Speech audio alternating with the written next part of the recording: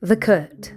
Once again I sit before the Torah, reading the weekly parasha and searching its words for teachings that can accompany us. This week is Shoftim, Judges. The first words that come to my mind are judgment and justice, but instead of jumping to conclusions, I begin to read. And almost without realizing it, I find myself imagining a courtroom, a judge, a defendant, someone making an accusation, a lawyer, a prosecutor, and suddenly I am inside that courtroom. I don't know where I am. The room is silent. The judge looks at me and asks me to sit down. What am I doing here? He opens a file. Today you will judge. But I don't know these people. Precisely, today you must learn to listen. So let's go to the first case. A person stands up. He explains that he has been treated unfairly, betrayed, and deeply wounded by someone's words. As I listen, a conclusion immediately forms in my mind. The person who caused that pain is guilty. It seems obvious. I am about to pronounce the defendant guilty, but the judge raises his hand. Wait, have you listened to the defendant? I listened to the person making the accusation. That is not what I asked. Have you listened to the defendant? No, Your Honor. The judge closes the file and opens the Torah. You shall not distort justice. You shall not show partiality. Then he points to another verse. For a bribe blinds the eyes of the wise. Do you know what is most dangerous about a bribe? He asks. Money, I answer. Not always. Sometimes all it takes is having something to lose. I remain silent. If admitting that the other person is right hurts your pride, what will protect your judgment? If admitting that you were wrong means losing your authority, what will matter more, truth or your need to be right? A bribe does not always arrive in an envelope.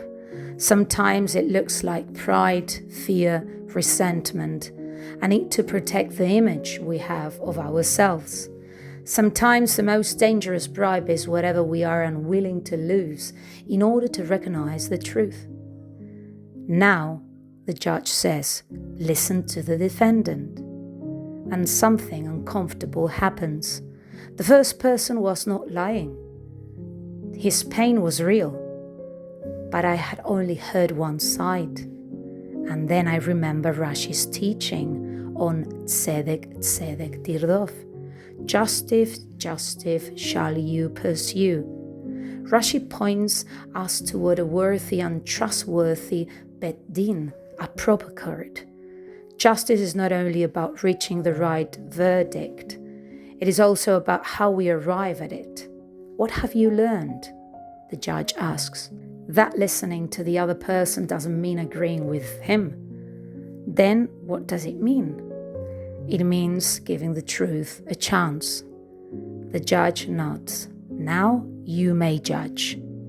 Let's go with the second case. You will see that we will be touching different cases in order to teach some parts from the parasha. So let's go. This time I listened to both sides, two people, presenting their accusations or their needs. There is no doubt. One person has asked unjustly. The other is right. This case is easy, I say. Easy? Yes, it is obvious who did wrong. The judge turns to the person making the accusation. Is there anything else you would like to say?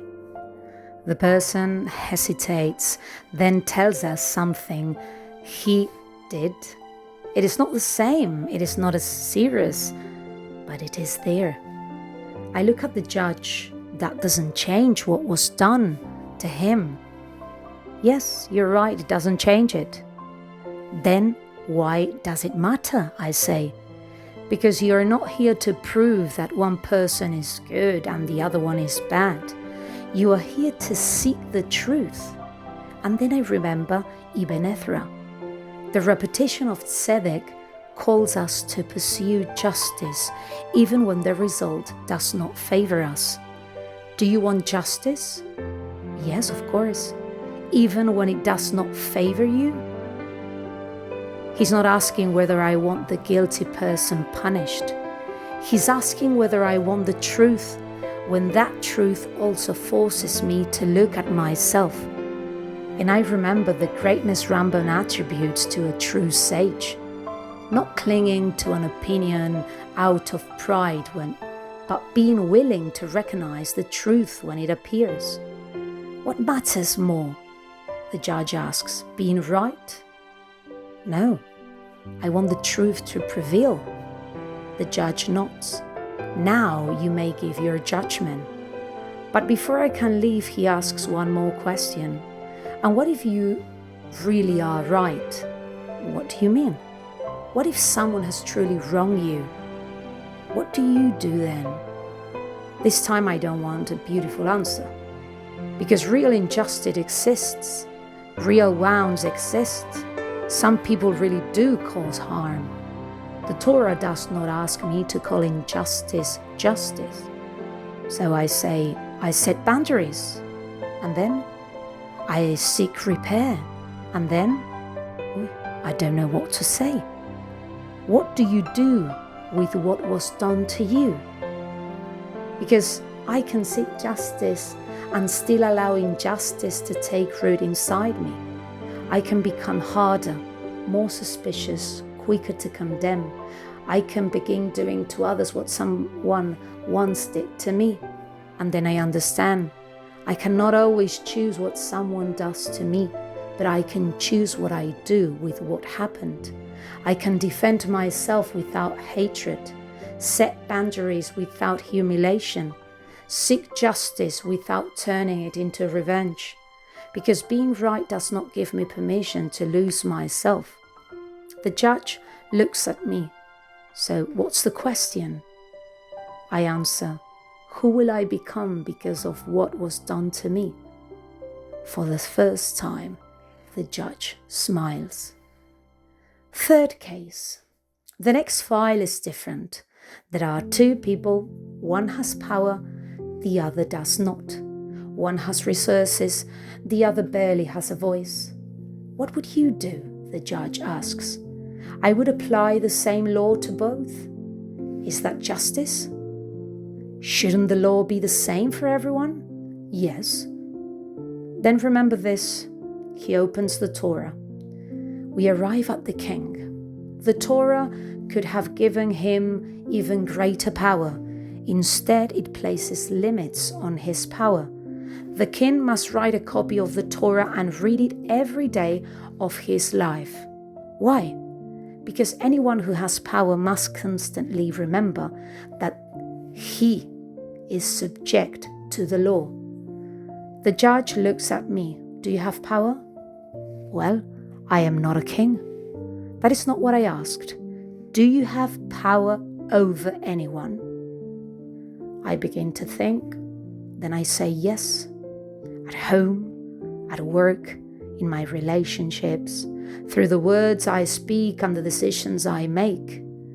There are people who may not be able to answer me on equal terms. How do you use your power when nobody can force you to be just? I have no answer. Then I see the other side of the file.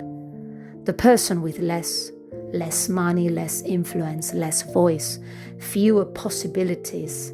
How will you treat this person? And now I understand again. Justice is not revealed only by how we treat the powerful.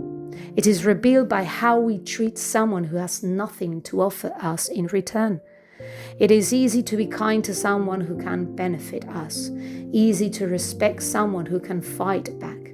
But when another person's well-being depends on our decision, that is when our true character appears. The judge closes the file. Remember this. A society does not prove its justice by how it treats the powerful. It proves it by how it treats those who have none. Let's go with the final file. The judge gathers the documents. I think the trial is over, but he places one last folder in front of me, and on the cover there's nothing written. I open it and I find my name.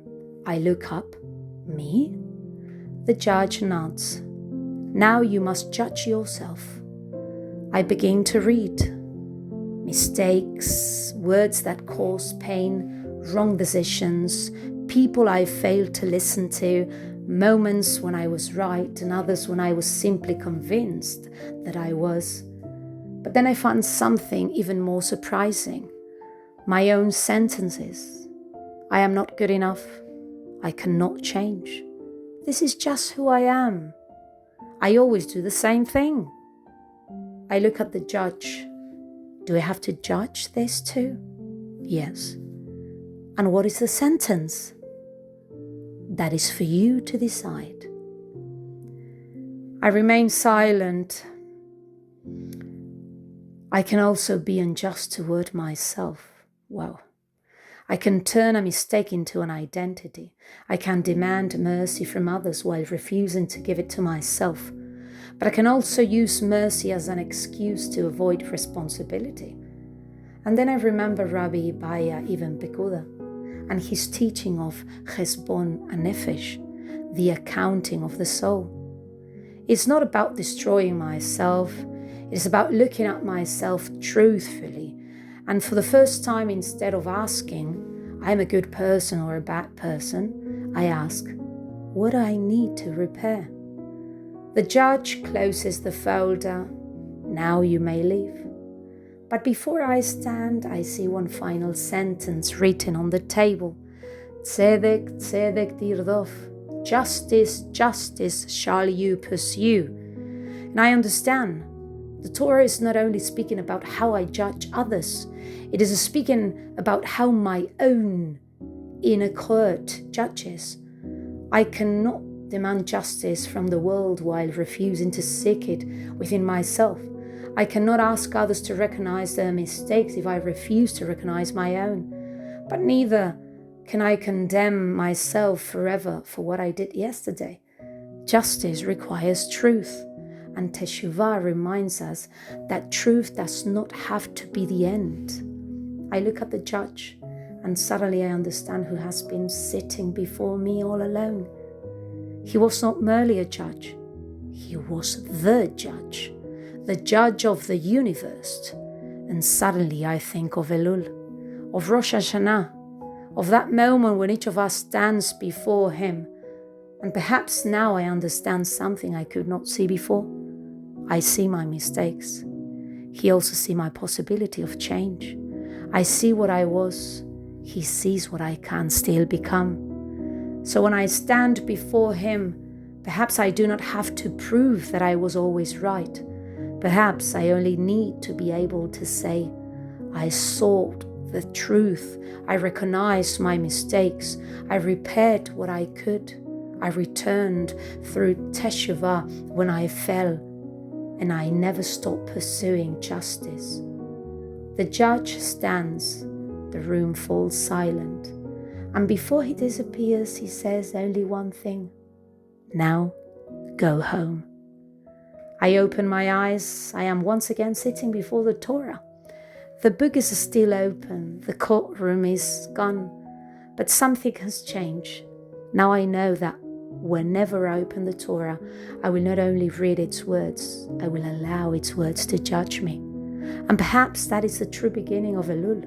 Not asking only who is right, but what truth do I still need to learn? Because in the end, the most important court is not the one in which we judge others. It is the one in which we have the courage to sit before ourselves and choose what kind of person we want to become. Tzedek, Tzedek, tirdof. Pursue justice. Until one day justice is no longer something we simply seek in the world, but something we carry within us. Shabbat shalom umevorach, ve chodesh tov Elul.